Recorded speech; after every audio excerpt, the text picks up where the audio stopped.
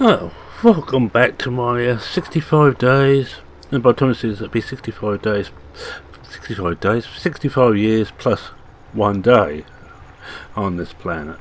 I'd like to tell you a few more little yarns, all true by the way. I just make up stuff for you two, for my series, but these are all actual true. I'd start off with some more of the motorcycle racing tales, and if you're interested in what I'm doing here, this is on Cynosca 3.1 standard with snow mask, one I added myself, not completed, but I just want to do something quickly on this because I'm testing out. I'll show you what I'm testing out. Well, I won't. Let's think about it. Can't without coming out of the game. It's the Dirty Tractor Doctors Ukraine Geo, and I'm just testing it to see if there's any faults I can find with it. And I'm doing a 3-day season just to speed things up. And at the moment I'm just going to play 14 prior to seeding it myself. And it's the only field we own on this. As you see, I've cheated in a whole load of money, and I don't think we own any more field. Oh, we own 9 as well. So we've got 2 of these to do. I'll get this one done first, hopefully. As you see, they need ploughing. Also need fertiliser and everything else, but I'm not too worried about how much we get out of it. It's just to check that the Geo works as expected and doesn't plows anything. Anyway, to get back to what I was saying, I think I told you last time that I took up racing. I done it roughly 4 years until before, well, it's actually a job change. I've been working at Bungie Motors, which was my first employer, which I left school early because I had a job there, but they went bust when the motorcycle market had a big downturn in the early 70s. So my next job, which was about 3 months after, I had about 3 months on the dole, next job was at the animal feed mill, and then that I had to work every other weekend, which, oh, every other Saturday, which put out rice, and I decided I couldn't really carry on anymore. And apart from the fact I'd have to buy all my parts now. But we'll get back to the early racing days. So first one I was lapped twice, second one my brakes were failing badly, I fixed that, and about the 4th or 5th race I was about 2 laps and it suddenly felt very vague, the handling of the bike. I went to the Coram, well, bomb hole first, and it started to weave, went to Coram's curve, that really long sweeping bend, high speed sweeping bend. It really started to wander all over the track. I couldn't hold on a line. I managed to complete the meeting, but at very slow speeds. But even slower than my normal speeds, which was fairly glacial. And when I got back home, remember I rode the bike to and from the meeting. It seemed fine riding home, but then again I wasn't doing the same sort of speeds. I took the one of the rear dampers off, took the spring off it, and tested it. There's very little dampen there. My dampers, which were fine for road use, had failed. So some very expensive, fully adjustable dampers was next on the list. Managed to get those with a bit of discount again from Bungie Motors, my erstwhile sponsors. Fitted those on, and I set them up quite hard. Mainly because if you ever seen a picture of a Suzuki T500, you know the exhaust systems were very large and very low slung, and on corners like the bomb hole for example, I was cornering on the front wheel and the silencer with the rear wheel touching whenever it felt like it. It was madness. So we got that sorted. Now, 2 races which really stick in my mind. One was near the end of my career when I was riding the 450 Suzuki double red cam 4-cylinder job, and someone who wants to become quite a good friend, Jim Lomas, was riding, and he owned a motorcycle shop in Wyndham. He used to race a lot, and he made a comeback on the long distance race at 15 laps of Snetton. May not sound long to you, but 15 laps when you're used to doing 6 of you, like you must probably near a 5. It was a long distance. Well, he rode this Honda 404 single head camshaft 4-cylinder, and we had a right ding dong battle for second to last place. I'd hold it through parts of the circuit. I think my bike was slightly quicker, but his handled better. Boy, he had more guts than I did. Could have been the reason. But for 12 laps, we were changing places 2 or 3 times a lap. After 12 laps, exhaustion overtook me. I was just losing concentration, so I let him go. And that was actually the last lap, because we've been lapped a few times during our battle. But the funny thing is, even a couple of years later, I went back to the circuit, and people were still talking about it. Some of the people who vaguely knew me from watching me race, actually, when I was watching this, from the stands, they'd come over and have a yarn to me about that particular race. It was amazing. Another one which happened a little bit earlier in my career. There was a couple of guys in London who tuned up bikes. Peckett and McNabb. Richard Peckett was a very, very good road racer. He was production racer. He was top 2 or 3 in most of the races he took part in. But his partner McNabb, and I cannot remember his full name, I have to apologise for that. Shall we say he wasn't as good? Well, this particular race, 6-lap race, I was on the 500 Suzuki. McNabb was on a 900 BMW sports bike tuned up by Peckett and McNabb. So it was quick. I had a top speed just about 105, and I reckon he had a top speed about 125. I got off to a flying start for once, and I was in the top 10 going in the first bend and come out at about 30th place. My typical start for me. I went down the Revet Straight. I forget what they call it now, but that's a Revet Straight in my day.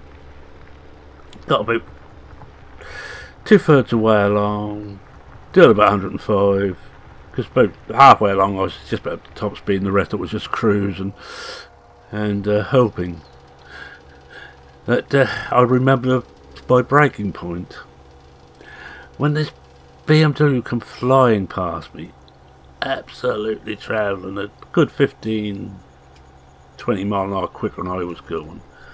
Oh, that's the last I've seen of him today. Till I got to Yesses, which is at the end of the Revet Straight.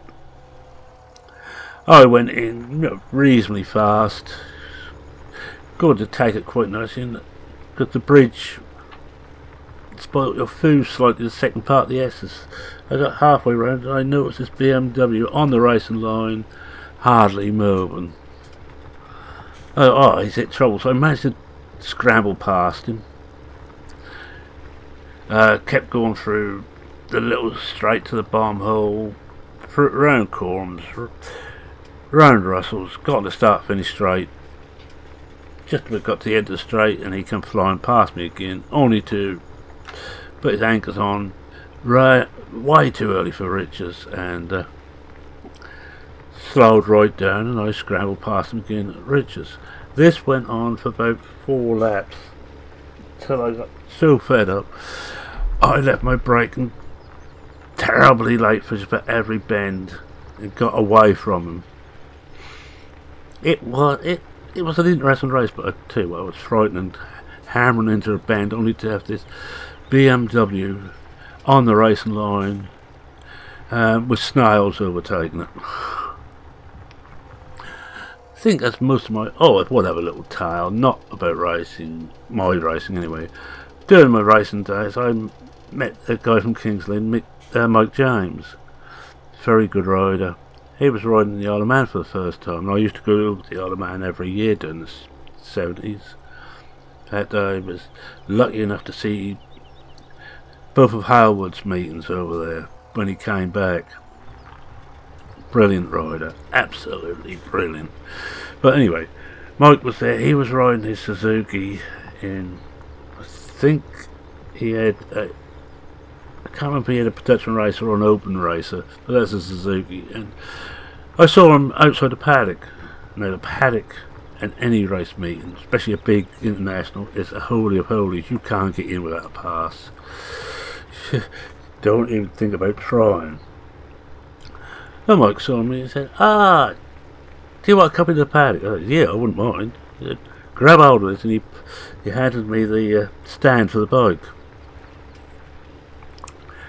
He was pushing the bike in, he was walking alongside with his helmet, getting ready to do some practice. His mechanic was pushing the bike and I was in close attendance. Luckily the marshal saw me and thought I must have a pass. They couldn't see it, but they didn't bother to stop me to ask because they could see Mike was in a hurry. At least Mike made out it was. So I ended up in the paddock and I had a lovely 3 or 4 hours in there wandering around. It's funny what you can get away with if you just make it look if you should be there.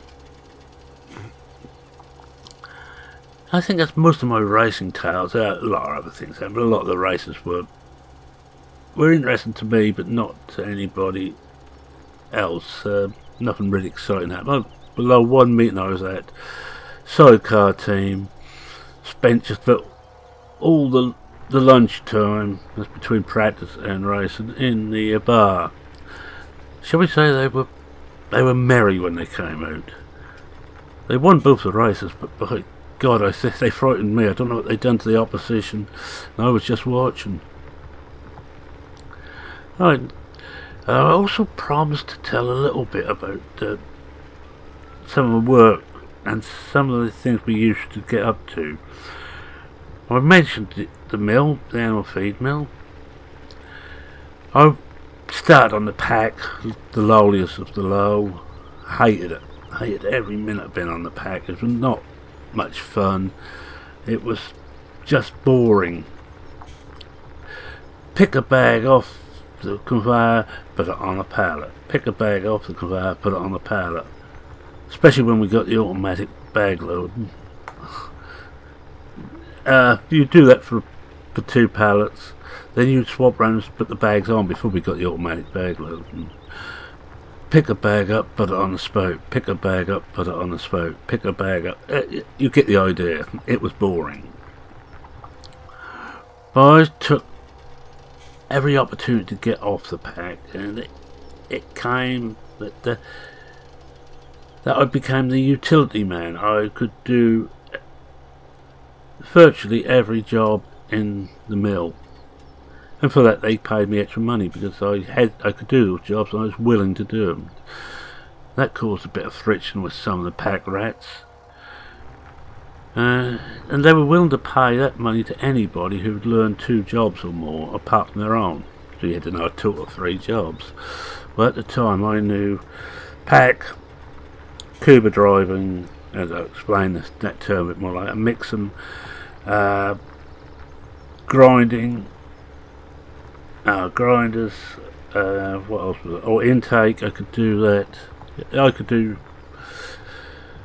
could just about do warehouse, but excuse me, but I wasn't very good at the warehouse job. A lot of driving a fork truck in very tight spaces. I think you can all see where that could lead to, but I will just tell you I did pass a proficiency test on forklifts. It wasn't a driving test, it was a proficiency test, a safety test by the insurance company, and I passed. I wasn't going to go in for it. Might as well tell that story now. I wasn't going to go in for it, but they were there testing people who were already driving the fork trucks regularly, and they got through them all, and they said, anybody else want to have a go? So, why not? So I said, years I go. So I went for everything. No, remember the others had all been doing this all for a long time, and they had a little bit of training before they went in for the test. I hadn't. I'd gone in cold, and I passed. It was amazing. I haven't got the certificate anymore. That got lost many years ago. Not that do me any good now, because you need a proper test now. But I was certified, and I should be certified, so some people say, a certified fork truck driver. Now you're all going to ask, well, if you were that good, why the hell do you keep running into things in the game? Well, quite simple.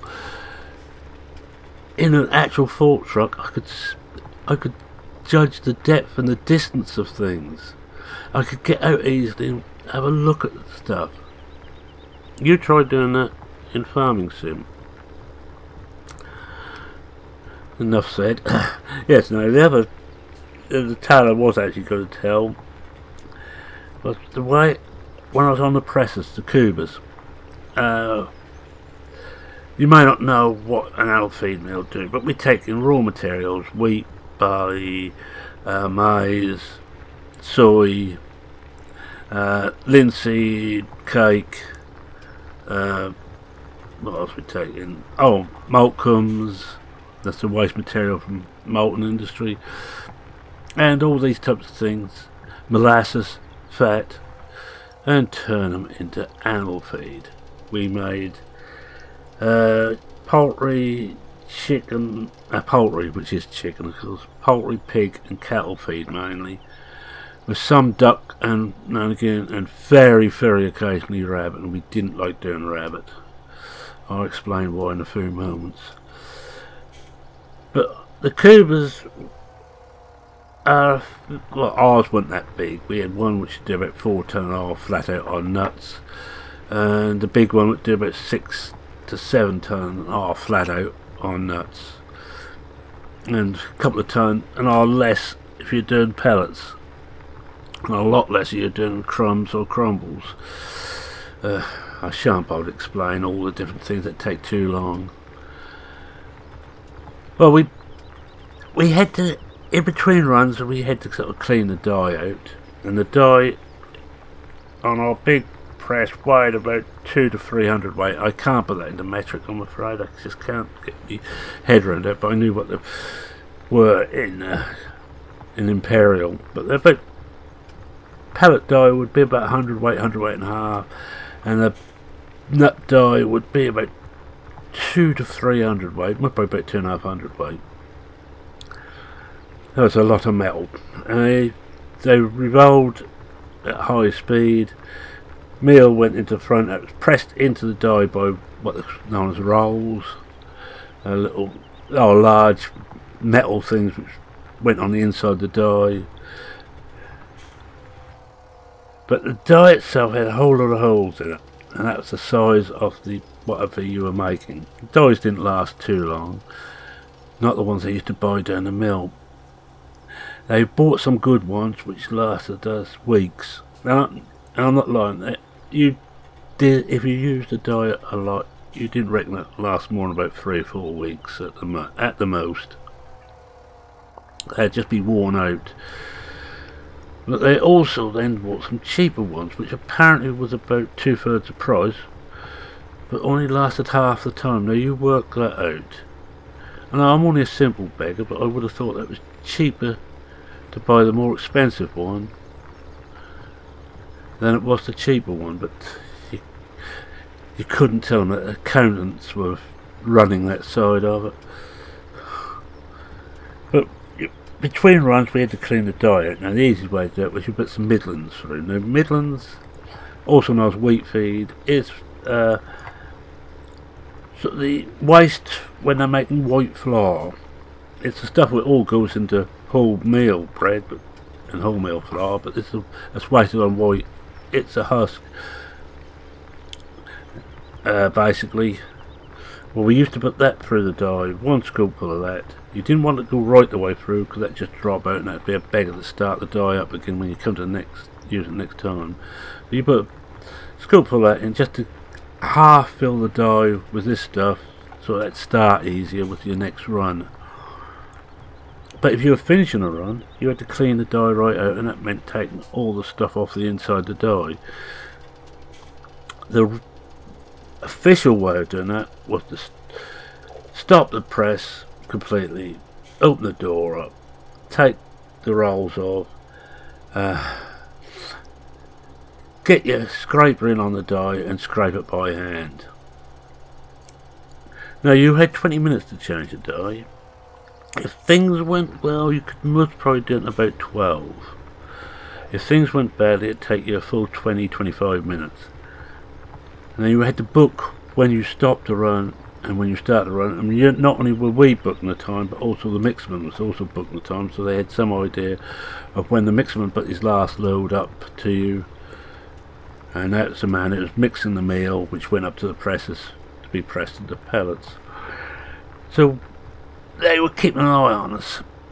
So we, between us, cottoned on to this idea, why don't we have a piece of metal, a long piece of metal, open the door up, take the scrapers off the front of the die, loosen the rolls, start the press up again, and put this bit of metal in, hold it very carefully in place away from the rolls, and scrape the inside out like that. Worked a treat. Only problem is because we had interlocks on the doors, so as soon as you open the door up, the press would stop. But never fear, our friendly neighbourhood electrician came to the rescue by putting an override for the interlock. We made up some cock and bull story about something we had to do and we couldn't do it if we couldn't have the die run with the door open. And he put a switch in hidden away so the factory inspector couldn't see it easily. Very naughty, that, and very dangerous, thinking about it. If you were to slip with that die running and you put your hand out to stop and that went inside the die and went through the roll, you wouldn't have a hand left. I kid you not.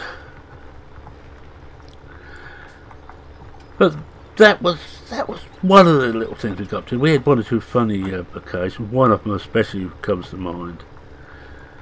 The foreman was going to a party, and we just had a load of molasses in, and he was running it from one tank to the other near the end of his shift, and for some reason he forgot what he was doing, and he went home and went to his party. Next day he came into work, and I went in. I was on morning shift. I went in, and there was molasses everywhere, and I mean everywhere inside the building. It was a mess. No, molasses, you probably all know what molasses is, but it's one of the products when you're making sugar. It's a very thick, black, syrupy thing. We used to heat it a bit to make it run, and that was added into cattle food to make it more palatable for the cows. They didn't much like just the ordinary stuff without. Right, we got that all nicely. We got there and we saw what happened, and the night shift had been cleaned up. The manager came in, saw the foreman and said, "Ah, Peter, did you have a good time last night?" Yes, thank you." No, Peter hadn't seen inside the mill as yet. This is as he went into the office. And Frank said to him, the manager, "Did you forget something?" Peter thought for a minute, and that penny suddenly dropped. I wish I'd have seen his face, but apparently it was a picture for those who did see it. Alright, I think we're gonna might end the memoirs here. I'm going to say thank you all for your support over the last year. Hopefully I can come up with some good ideas over the coming year. And I doubt if my driving will improve. But please feel free to criticise or whatever. I'm always happy to hear from you all, so we'll do a normal wind down. Thank you very much for watching. If you like what you saw, please consider leaving a like. Helps me, helps the channel, makes me feel wanted. If you're not a subscriber and you don't want to meet Stu face to face, Stu Bates, my enforcer, please subscribe. You will subscribe, I will send Stu round. Yeah, so perhaps not. I can't really do the threatening bit. That's why I have in my enforcer. If you've got any comments, questions, queries, and if you'd like to hear any more of my reminiscences from a past, from my past, please say so. I will try and do some more on another occasion. I may do another one this holiday. I'll see how I feel and see what else I've got to do, which I can just leave Courseplay to get on with. So with that, it's Naaman saying cheerio for now, cheerio, and have a very good new year, and I hope everything works out to the best for all of you. Thank you.